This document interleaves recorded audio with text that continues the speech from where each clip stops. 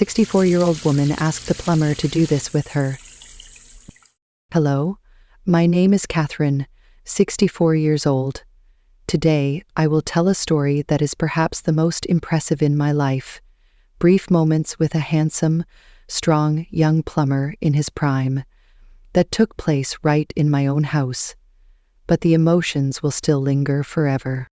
But before we continue, please hit the like button and subscribe to our channel, Love 30K Stories. Your support is a great motivation for us. It was a cold Tuesday afternoon, and the memory remains crystal clear. For weeks, I had been struggling with a leak in my kitchen sink. What started as a minor drip had quickly escalated into a bigger problem. Feeling out of options, I finally decided to call a plumber to check it out.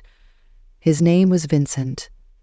Though I had never met him before, I had heard good things about his work and assumed it would be a straightforward repair. When he arrived, I opened the door and was taken aback. He was much younger than I had anticipated, probably around 30, and undeniably attractive. Tall, with a strong build and broad shoulders, he carried himself confidently. I greeted him warmly and guided him to the kitchen where the leak was located. I'll admit, I had chosen a nice robe that morning. Nothing too revealing, just light and comfortable. But when I noticed the way Vincent briefly glanced at me, I couldn't ignore the faint spark I felt in that fleeting moment. As Vincent began working diligently under the sink, I found myself standing close by, simply observing him. I couldn't quite pinpoint the reason, but there was something intriguing about him that caught my attention. Perhaps it was the way he moved with such confidence and assurance, or maybe it was the fact that I hadn't had any company in quite some time. Whatever the reason, I could feel a flutter of emotions stirring within me. I decided to strike up a conversation, asking him about his day, how long he had been in the plumbing trade, and other casual topics. He was polite in his responses, answering me without lifting his gaze too often, but I couldn't help but notice a hint of nervousness in his voice, as if he was trying to concentrate on the task at hand, rather than engaging with me. It was endearing, really, and I found myself smiling at the situation. At one point, I reached out and lightly touched his shoulder, giving it a gentle squeeze. It felt innocent enough, but I could sense him stiffening slightly beneath my hand, which added a layer of tension to the moment. "You're really strong," I remarked, offering him a compliment, even though I sensed he was likely feeling a bit uncomfortable in the moment. He looked up at me, clearly taken aback by my words, but I responded with a gentle smile to ease the tension. He shifted his position slightly, attempting to create some distance, but I wasn't quite ready to let him slip away just yet. I took a small step closer, pretending to show interest in the work he was engaged in. "Do you need any help?" I inquired, fully aware that he didn't actually require assistance. I subtly adjusted my robe, allowing it to slide a bit off my shoulder, hoping to capture his attention. Although Vincent didn't respond verbally, I could see his cheeks redden as he tried to concentrate on the pipes beneath the sink.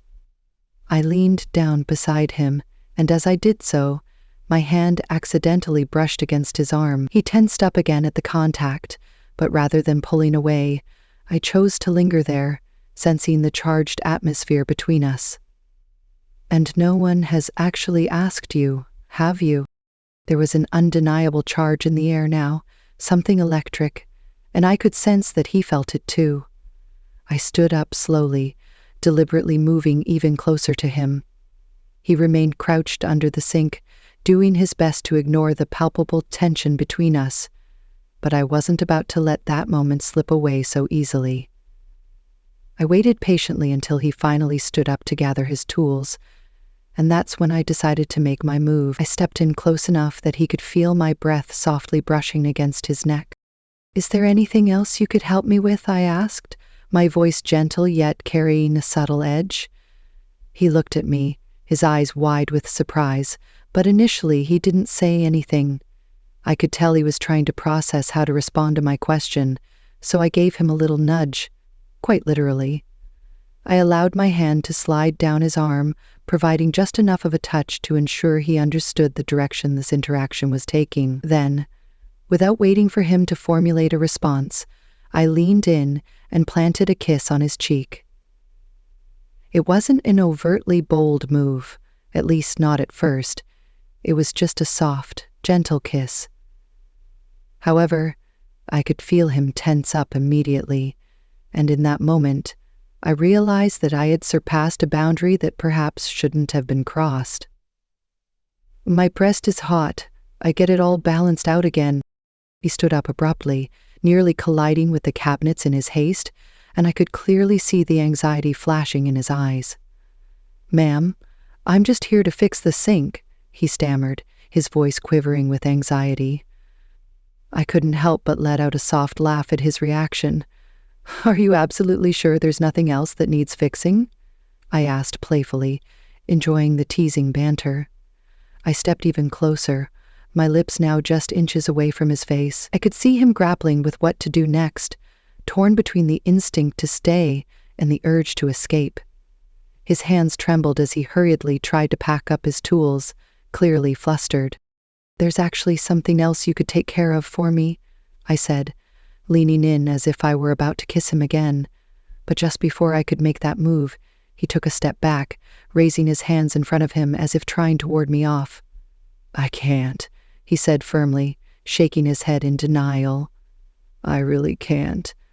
I pouted slightly, feeling a wave of disappointment wash over me, but deep down, I understood that he wasn't going to give in to the moment. He was clearly flustered, rushing to pack up his tools as quickly as he could, his movements almost frantic. I stood there, watching him, a small thrill bubbling up inside me from the entire encounter. I hadn't expected him to react the way he did, but it was undeniably fun to push his buttons, to watch him squirm just a little. Maybe next time, I thought. Who knows? I let him walk away that day, but there was something lingering in the way he left. It wasn't just the awkwardness. No, it was more than that. There was a palpable tension in the air, thick enough that I could almost reach out and touch it. I could sense that while Vincent had said no, it wasn't because he wasn't interested. It was almost as if he was trying to stop himself, torn between doing what he thought was right and giving in to what he really wanted. I saw it in his eyes, the way he hesitated before leaving, like he wanted to stay but couldn't quite trust himself to handle the situation. It was clear that he was conflicted. Days passed, but I couldn't shake the memory of that moment. It replayed in my mind over and over, and I couldn't stop thinking about what had happened. Every time I went past the sink, I couldn't help but recall how flustered he became when I gently touched his arm, and I recalled the way his breathing noticeably changed when I kissed him on the cheek. It was undeniably exciting and exhilarating. It had been quite a long time since I had experienced anything like that with anyone, especially with someone younger than me. To be completely honest, I didn't think I would ever see him again after that encounter. I figured he had probably told himself that he wouldn't come back after what had happened between us, convincing himself that it was best to avoid any further complications. The whole situation lingered in my mind, making me wonder if perhaps our paths would cross again in the future. However, about a week later, my phone rang unexpectedly. The number on the screen wasn't familiar to me, but I answered it anyway, curious. To my surprise, it was Vincent on the other end of the line. "Hey, this is Vincent the plumber," he began, his tone a little unsure but still polite. "I was just calling to check in and see if everything's okay with the sink. Did the fix hold up?"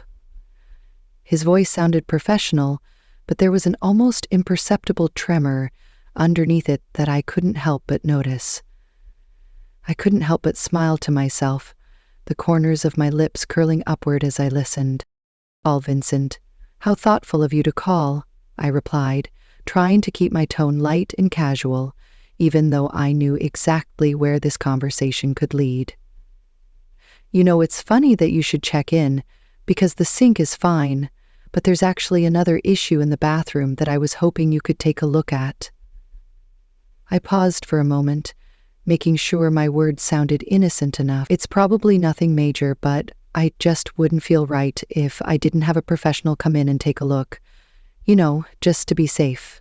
There was a noticeable pause on the other end of the line, and I could hear him carefully considering his choices, contemplating whether he should come back or not. "I can be there in about an hour," he finally said, breaking the silence. When I hung up the phone, I couldn't help but feel a rush of excitement coursing through me. This time, I had absolutely no intention of letting him off the hook so easily. I knew deep down that he felt something between us, even if he was trying his best to ignore it, and I was determined to push things just a little further this time around. When Vincent arrived, he appeared visibly more nervous than he had been during our first encounter. Although his usual confident demeanor was still present, I could sense an underlying hesitation as he stepped into the bathroom. "Huh," he said, looking around as if he were trying to focus on anything other than me. I took the initiative to lead him upstairs, and sure enough, there was a minor issue with the faucet that needed attention. It wasn't leaking, but the handle had become quite loose. He knelt down to inspect it, his full attention directed at the task at hand this time. However, I could tell that he was more aware of my presence than ever before. I stood just behind him, observing as he worked diligently. But I chose to remain silent at first, letting the tension build in the air between us. The silence between us hung in the air, thick and heavy, laden with all the things we hadn't said. It was almost suffocating, and I could feel the tension building with every passing second. Finally, I couldn't hold back any longer. "Vincent," I said softly, my voice barely above a whisper, "I've been thinking about you." There was a brief pause, and I could see him stiffen for a moment, his hand gripping the faucet a little tighter, as if he were trying to anchor himself in that moment. "You have?" he replied, his voice cautious and guarded, as though he wasn't sure whether he should acknowledge the tension between us or pretend it never happened. "I haven't been able to stop thinking about what happened the last time we were together," I continued, stepping in just a little closer, my words deliberate. "You seemed interested, but you held back. Why did you do that? What stopped you?" He didn't answer right away. I could see his jaw tighten, and his knuckles were turning white as he focused on the faucet, his movements becoming more rigid, as if he was trying to distract himself from the conversation. "It's just, I'm a professional." He spoke at last, his voice barely audible. "And that makes it wrong, doesn't it?" I asked, stepping so close now that I could almost feel the warmth radiating from him. I continued, "Who decides what's right or wrong, Vincent? You're a grown man, and I'm a grown woman. We both know there's something here, something undeniable between us. You feel it too, don't you? Say now, is it just me? Ask again." I considered him, and decided we were just too tired to talk. I studied him intently, waiting for any sign of his response. His breathing had grown uneven, and his hands trembled slightly as he finished tightening the faucet handle. Rising to his full height, he turned to face me, and I could see the turmoil in his gaze. He was fighting so hard to maintain his professionalism, to keep that wall between us, but I could tell it wasn't easy for him. "You don't have to resist," I said softly, stepping even closer as my hand brushed lightly against his chest. Beneath my fingertips, I could feel the rapid thrum of his heartbeat. "No one has to know. It's just us here, just you and me." He looked down at me, his jaw tight, and for a fleeting moment, I thought he might actually walk away again. However, afterward, without any warning at all, he reached out and firmly grabbed my arm, pulling me toward him with an unexpected intensity. It wasn't rough by any means, but it was definitely assertive, and the suddenness of his action took me completely by surprise. His face was now just inches away from mine, and I could feel the warmth of his breath against my skin, creating an intimate atmosphere between us.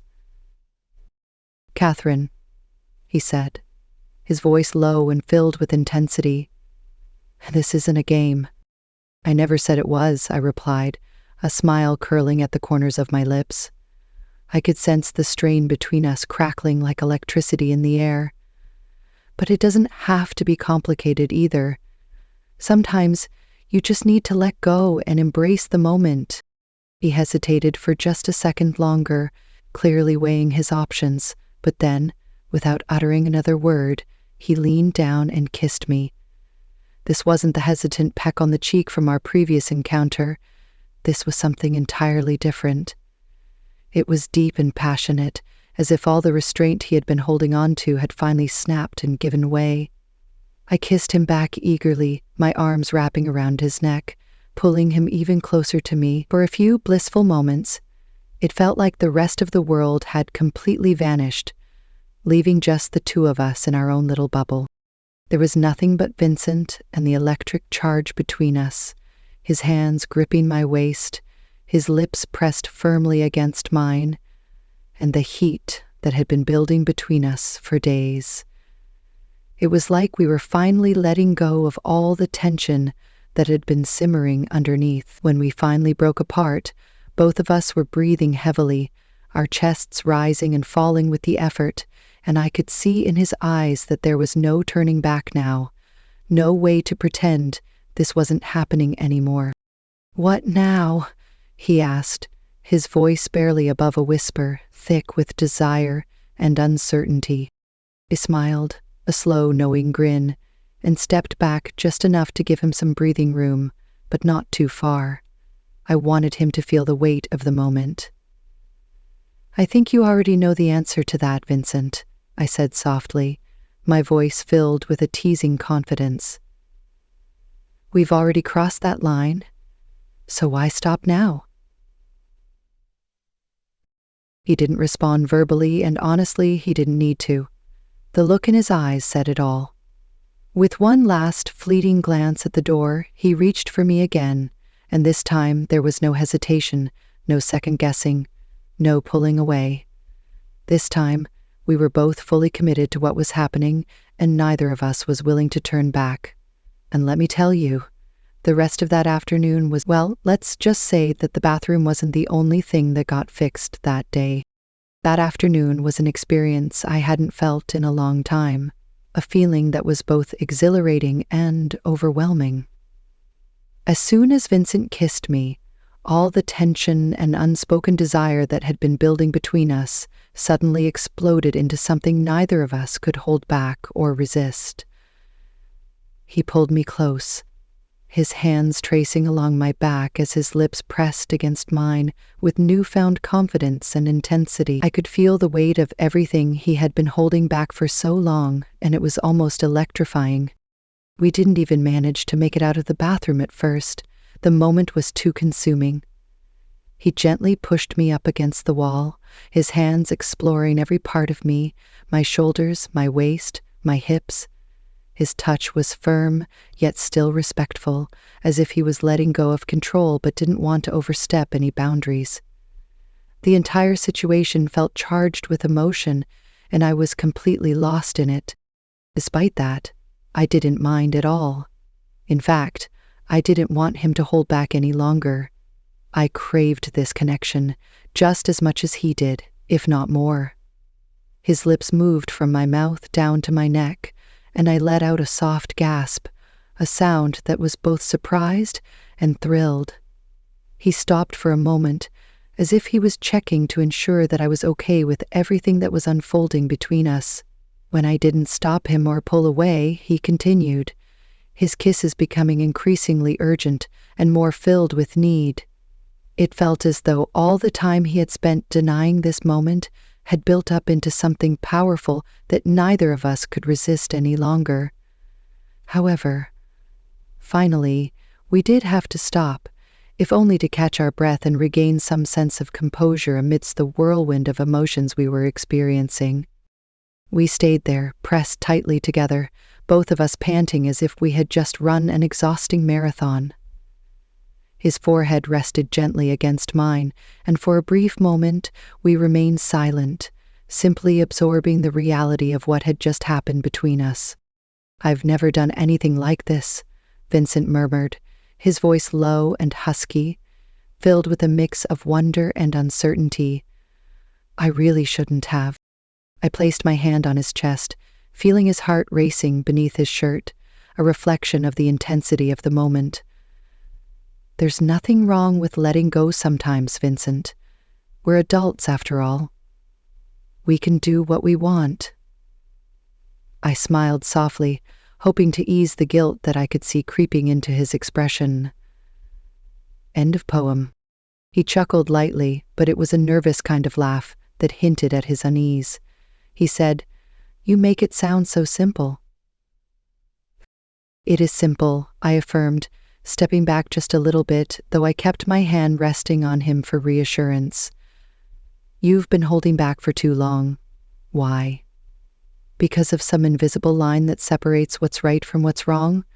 Sometimes you just have to follow what feels good, no matter the consequences." He didn't say anything for a moment, simply looking at me with an intense, unreadable expression that made my heart race. Ultimately, he let out a long, deep breath, as if he was releasing all the tension he had been carrying for far too long. I suppose it was what I needed to hear. The remainder of the afternoon was a haze. I took him downstairs once we had both cooled down, and we sat in the living room together, conversing in a manner we hadn't previously. I was afraid the discussion would be uncomfortable and forced, but it wasn't. Rather, we laughed, told tales, and got to know one another better. Then Vincent shared details about his life, explaining how he had spent nearly a decade working as a plumber after walking away from a corporate job he despised. He described how the repetitive nature of repairing things had become a source of comfort for him, offering a sense of control. It made sense. He struck me as someone who thrived on structure and stability. I opened up about my own life as well, sharing the story of my marriage and how it had ended years ago. Though it left me alone, I didn't feel bitter. I wasn't one to dwell on regrets. My life had been good, but for a long time I'd felt the absence of something, friendship and passion. I wasn't searching for anything serious, just a way to feel alive again. Vincent had given me that, even if only for an afternoon. As the sun started to dip below the horizon, casting a warm golden glow across the room, I suddenly realized that Vincent had been here much longer than he had originally planned. The quiet passage of time had made it clear that the evening was winding down, and yet, part of me still didn't want him to leave. "You should probably get going," I said, trying to sound casual, though I couldn't quite hide the small ache in my voice that wanted him to stay just a little longer. He hesitated, his expression showing he didn't want to leave either. "Yeah, I guess I should," he said, his voice soft, "but I don't want this to end on a weird note. I don't want you to think that I was just, you know." I shook my head and smiled at him, trying to reassure him. "I don't think that at all. You're a good man, Vincent. We both needed this, and I'm really glad it happened, but I'm not expecting anything more than what it was. Except I am, thank you." He seemed to relax, though I could still see a glimmer of confusion in his eyes, like he wasn't used to things being this clear and straightforward. "I'm really okay with everything? No weird feelings, no regrets or anything?" I chuckled softly, the sound light and sincere. "No, Vincent, no weird feelings. It was just one of those moments. No strings attached, no pressure at all. Just two people living in the moment." He nodded slowly, as though trying to absorb the simplicity of it all. "All right," he said after a lengthy pause. I suppose I'll see you around," I said, giving him a playful grin. "If my sink acts up again, you'll be the first person I call." He brought a smile to his face as he stood, gathered his tools, and slung his bag over his shoulder. However, before leaving, he turned to look at me one final time. Estrine, I have no regrets. I just wanted you to know that. Neither do I replied gently, watching as he opened the door. And just like that, he was gone. I stayed there for a while after he left, reflecting on everything that had transpired. It was one of those rare instances in life where everything fell into place. No guilt, no shame, just two people shedding their reservations for a fleeting moment. In the next few days, I found myself thinking of him now and then.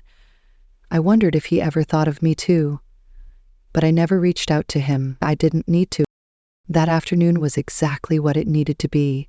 A brief escape, a reminder that I was still alive, still capable of feeling excitement, desire, and spontaneity. As for Vincent, I hope he walked away with the same sense of renewal.